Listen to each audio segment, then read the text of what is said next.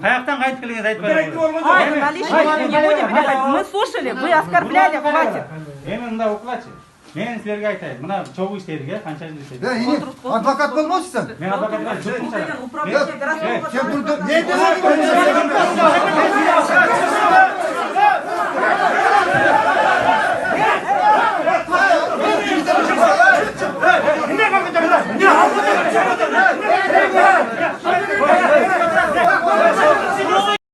Биринчи кезекте биз ошол чоң жоопкерчиликти татыктуу аткарып, шайлоолорду так жана таза өткөрүш керек. Бардына бирдей шарт түзүп берүү биздин милдетибиз. Ошону менен бирге бүгүнкү күнү өтө чоң мамлекеттик деңгээлде маселе турат. Бул экономиканы стабилдештирүү жөнүндө маселелер. В целом хочу отметить и подчеркнуть, что правительство в полном объеме обеспечит финансирование всех защищенных статей бюджета, все социальные обязательства и социальные гарантии правительства, они будут выполнены в полном объеме перед гражданами, и в этой части никаких рисков не возникает.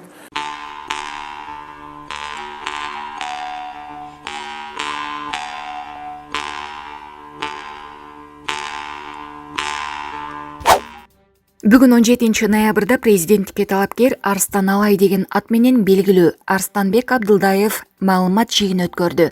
Анын жүрүшүндө келерки президенттик шайлоодо негизги талапкер катары испатталып жаткан Садыр Жапаровдун утуп чыгуу мүмкүнчүлүгү тууралуу үн катты. Мен кече көрдүм. Садыр Жапаров президент болбойт. Периштелер талашып жатышат. Бирөө болсун десе, экинчиси биздин ишке жолтоо болот деп жатат. Андыктан Жапаров ажо болбойт, деди Абдылдаев. Арстанбек Абдылдаев коомчулукка бир нече талаштуу сөздөр менен белгилүү. Алардын негизгилеринин бири кыш болбойт деп 2011-жылы айтканы, бирок ага карабай кыш болуп калып, кызуу талкуу болгон. 2019-жылы август айында өзүн Кудай атап, ал аманы 2020-жылдын президенти кылып дайындаганын билдирген. Мындан улам Бишкек шаардык ички иштер башкармалыгы ага карата этникалык, улуттук жана диний кастыкты козутуу беренеси менен сотко чейинки өндүрүштү баштаган. Бирок анын иши өткөн жылдын 31 декабрында кылмыштын курамы жоктугуна байланыштуу өндүрүштөн кыскартылган. Мындан сырткары пандемия башталганда ал Кытайга коронавирусту жибергенин айткан. Мунун себебин Кытай Кыргызстандын карызын кечирбегени менен түшүндүргөн. Булак репортер Кейжи. Президенттин милдетин аткаруучу Жогорку кеңештин төрагасы Талант Мамытов 17 ноябрда премьер-министрдин милдетин аткаруучу Артем Новиков менен жолугушту. Алар социалдык экономикалык туруктуулукту камсыз кылуу боюнча чараларды талкуулашты. Талант Мамытов президенттик шайлоону таза өткөрүү, бардык талапкерлер үчүн бирдей шарт түзүү биринчи кезектеги маселелердин бири экенин айтты. Ошол эле учурда макроэкономикалык туруктуулукту, азык-түлүк коопсуздугун жана өлкөдө ишкерлердин активдешүүсүнө түрткү берүүчү чараларды камсыз кылууга чакырды. Артем Новиков өкмөт тарабынан президенттик шайлоону ачык айкын өткөрүүгө бардык күч-аракеттер жумшаларын, ал үчүн республикалык штаб түзүлгөнүн, аны вице-премьер-министр Максат Мамытканов жетектей турганын кабарлады. Бюджет жөнүндө сөз кылып, бардык корголгон беренелер каржылана турганын жана социалдык кепилдиктер аткарыларына убада берди. Новиковдун айтымында азык-түлүктүн баасын төмөндөтүү максатында айрымдарына мамлекеттик жөнгө салууну киргизүү, социалдык маанилүү товарларды сыртка чыгарууга убактылуу тыюу салуу боюнча токтомдордун долбоорлору даярдалууда. Ошондой эле азык-түлүктүн зарыл болгон корун түзүү үчүн импорттоочулар менен сүйлөшүүлөр жүрүп жатат. Азык-түлүктүн 5 түрүнүн кору ашыкчасы менен бар. Балардын жогорулашына жол бербөө үчүн ири сатуучулар менен социалдык маанидеги товарларга жеткиликтүүлүк механизми иштелип жатат, деди Новиков. Өкмөт башчынын милдетин аткаруучу зарыл болгон дары-дармектердин жана жабдуулардын 3 айлык кору түзүлгөнүн да кошумчалады. Булак Марал ФМ.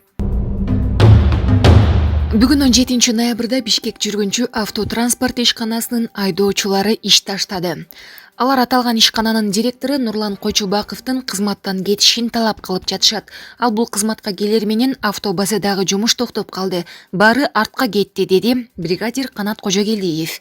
Ошондой эле ал айлык маяналары аябай аз төлөнүп жатканын кошумчалап, автобустарга тетиктер келбей жатканын, бирок документтерге алынып келди деп жазылып жатканын белгиледи. Биз УКМКга, медиага, жогорку кеңешке кайрылганбыз, бирок эч кандай жыйынтык жок, деди Кожогелдиев. Номер 8 автобустун айдоочусу Нурлан Мураткановдун айтымында, карантин маалында автобазанын айдоочулары коронавирус менен күрөшүүгө жардам беришкен. Бизге күйүүчү майды автобаза эмес, өзгөчө кырдаалдар министри куюп берчү. Биздин айдоочулар кызыл зонада иштеген. Бир кесиптешибиз каза болуп калган, деди ал. Айдоочулар автобазанын жетекчилигине иш билик адамдын келишин талап кылууда. Алар Нурлан Койчубаков кызматтан алынбаса, эртең дагы иш таштай турганын айтышты.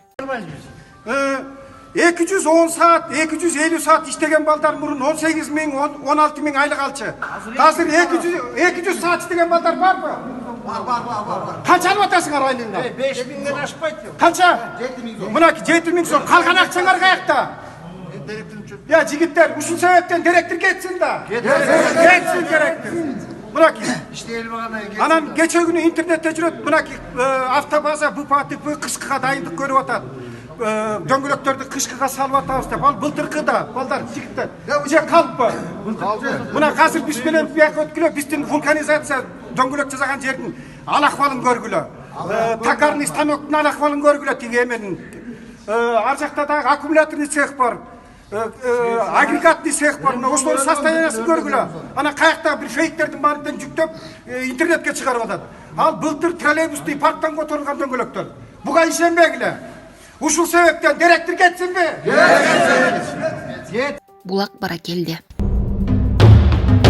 Жалал-Абад облусунда ишкерлерди опузалап коркутуп, ири өлчөмдүү акча талап кылган шектүүлөр кармалды. Бул тууралуу Ички иштер министрлигинин басма сөз кызматы кабарлайт.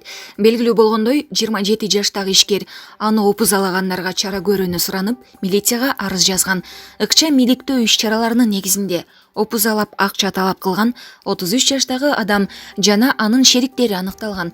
Натыйжада Аксы районундагы Кербен шаарынын аймагынан Аксы районунун 27 жаштагы тургуну 11 миң сом өлчөмүндө акча алып жаткан жеринен кармалган.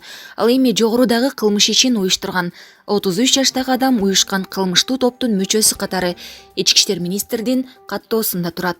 Ал түзөтүү абактарынын биринде жазасын өтөп жатканы белгилүү болгон.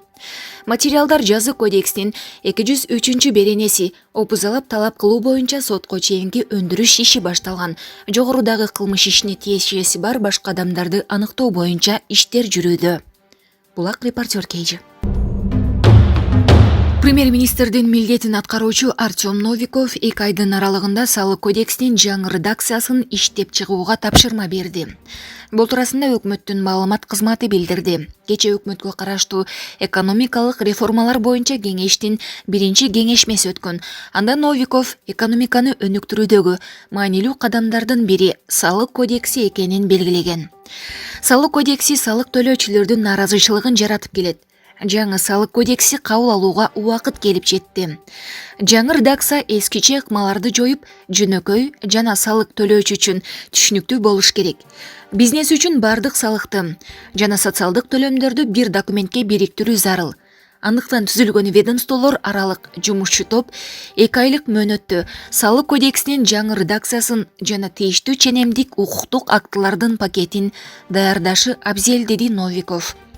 Ал ошондой эле жаңы кодекс бизнес өкүлдөрүнүн жана коомчулуктун талкуусунан өткөрүлүп, анан экономикалык реформалар боюнча кеңештин кароосуна киргизилиши керектигин белгилеген. Бишкек-Кара Балта жолун оңдоо иштерин 2021-жылы бүткөрүү пландалууда. Бул тууралуу Азия өнүктүрүү банкынын инвестициялык долбоорлорун ишке ашыруу боюнча Транспорт жана жолдор министрлигинин алдында түзүлгөн топтун мониторинг жана коомчулук менен байланыш түзүү адиси Тагай Алимбаев билдирди. Адис Спутник агенттигинин мультимедиалык маалымат борборунда өткөн Кыргызстанда ири жолдорду салуу жана оңдоо аттуу онлайн брифингке катышты. Алимбаевдин айтымында алгач жолду 2020 жылдын октябрь айында куруп бүтүү пландалган. Жолго асфальт төшөө иштери 2021 жылдын июнь айында аяктары күтүлүп жатат. Долбоор толугу менен 2021 жылдын ноябрь айында бүтөт, деди Алимбаев. Ал курулуштун кечеңдешине пандемия жана техникалык жактан келип чыккан көйгөйлөр таасир эткенин кошумчалады. Карьер үчүн жер алуу маселеси создугуп жана таш майдалоочу техниканы орнотуу үчүн жер тилкесин аныктоо кыйынчылык жаратты. Ошондой эле шагыл төшөө ыкмасын алмаштырууга туура келди. Жогоруда аталган жагдайлар менен бирге коронавирус пандемиясы курулуштун мөөнөтүнө таасирин тийгизди деп түшүндүрдү адис. Белгилей кетсек, Бишкек-Кара-Балта жолун реконструкциялоо иштери мындан 3 жыл мурун башталган. Булак Спутник KG. Ош базарындагы өрт боюнча күнөөлүүлөр аныкталды. Сот иштери жүрүп жатат. Бул тууралуу өзгөчө кырдаалдар министринин орун басары Калыс Акматов биринчи радионун эфиринде базарлардагы өрт кырсыктары боюнча суроого жооп берип жатып билдирди.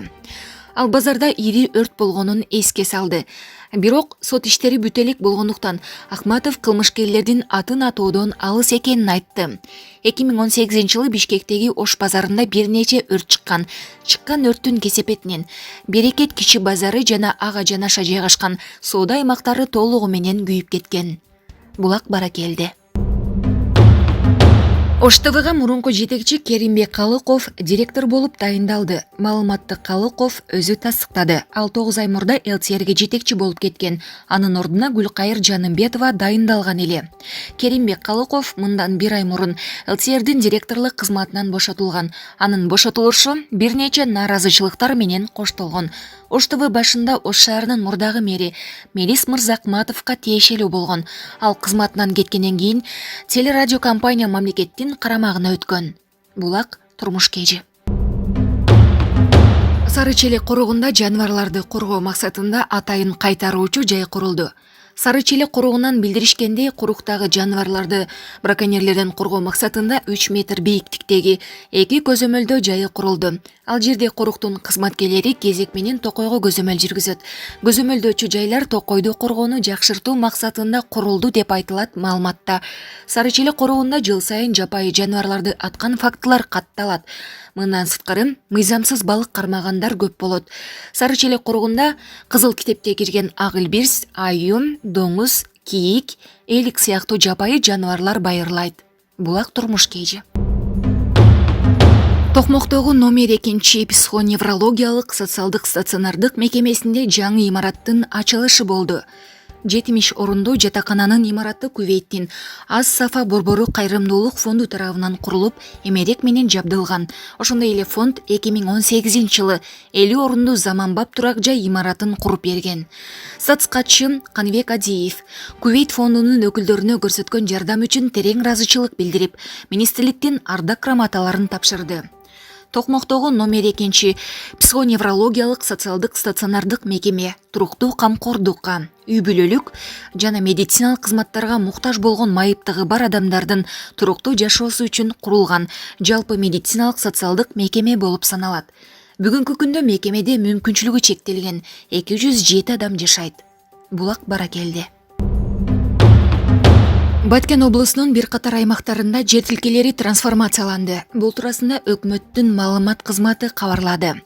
Билдирүүгө ылайык 2 ноябрда премьер-министр Садыр Жапаров Баткенге иш сапары менен барганда жергиликтүү эл калктын саны өсүп жаткандыгына байланыштуу турак жай салууга жер тилкесин бөлүп берүү маселесин көтөрүшкөн. Өкмөт башчы иш сапардан келгенден кийин аталган жер тилкелерин трансформациялоо туурасында токтомдорго кол койду. Белгилей кетүүчү жагдай.